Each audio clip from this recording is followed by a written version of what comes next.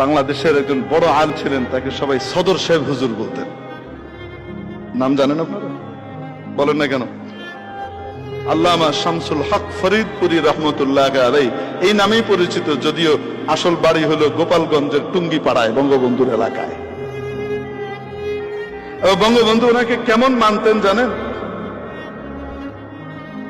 মুফতি আমিনী সাহেব রহমতুল্লাহ আলাইহি সদর সাহেবের খাস শাগরিদ। ওনার মারফত শোনা বঙ্গবন্ধু কোন সময় বাড়িতে গেলে তখন তো রাজনীতি করতেন, ছাত্রকাল থেকে রাজনীতি করেন। হুজুরের কাছে কখন গেলে হুজুরকে নিরিবিলি পাওয়া যাবে,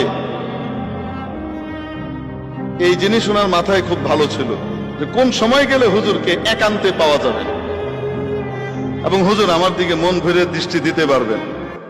কখন গেছেন জানেন? তাহাজ্জুদের সময়। তাহাজ্জুদ পড়ি শুধু দাবি করলে তো হবে না, আমরা যে তাহাজ্জুদ পড়ি বলে দাবি করি না, তাহাজ্জুদ ওর সময় উঠতেই পারি না, তো পড়লামটা কখন? বঙ্গবন্ধু গেছেন কোন সময়? তাহাজ্জুদের সময়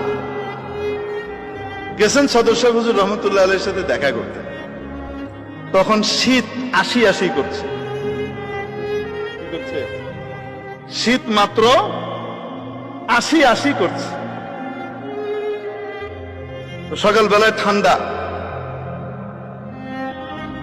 ওনার যে ড্রেস ছিল সেই স্বাভাবিক ড্রেস, এই পায়জামা পাঞ্জাবি পরে মাথায় টুপি দিয়ে গেছেন হুজুরের সাথে দেখা করতে। হুজুর নামাজ পড়ে শেষ করেছেন, ঘুরেছেন, ঘুরে তাকিয়ে দেখেন বঙ্গবন্ধু মরহুম শেখ মুজিবুর রহমান সাহেব বসা। হুজুর হুজুরের ভাষায় বলেছেন, যেভাবে বলেছেন আমি ঠিক সেই শব্দটাই বলছি, রেবায়াত বিল মানা না, লফজ করতেছি। ও মুজিবর আয়েছো, কি বলেছেন? মুজিবর। ওনাকে ওনার এলাকার লোকজন, বড়রা, মুরব্বীরা কি বলতো? আরে কয় না কেন, আমরা বঙ্গবন্ধু বলি, আমরা মরহুম শেখ এই সেই অনেক কিছু বলি, কিন্তু তারা ওই সময় কি বলতেন? মুজিবর। ও মুজিবর আয়েছো, তা কাঁপতিস কা? হুজুর শীত পড়ে গেছে। হুজুরের যে সদরিয়া, গায়ের যে কোট,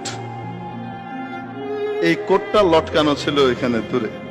তিনি খাদেমকে বলছেন, ওই কোটটা এনে দে আমার, ওই কোটটা মুজিবুরে পরায় দে। এই যে পরায় দে বলছেন, আর উনি এটাকে পড়ছেন। এই পড়া আইজও পড়া, শেষও পড়া, এই পড়া আর কখনো উনি কি করেন নাই, বন্ধ করেন নাই। আমরা যেই কোটটাকে এখন মুজিব কোট বলি, আসলে এটা হলো ওলামা কোট। বুঝাইতে পারেন নাই? এটা আসলে কোন কোট? তারও শত শত বছর আগ থেকে আলেম ওলামারা এই সদরিয়া, এটার নাম ছিল সদরিয়া, এই আজকান করতেন। ঠিক কি ঠিক না?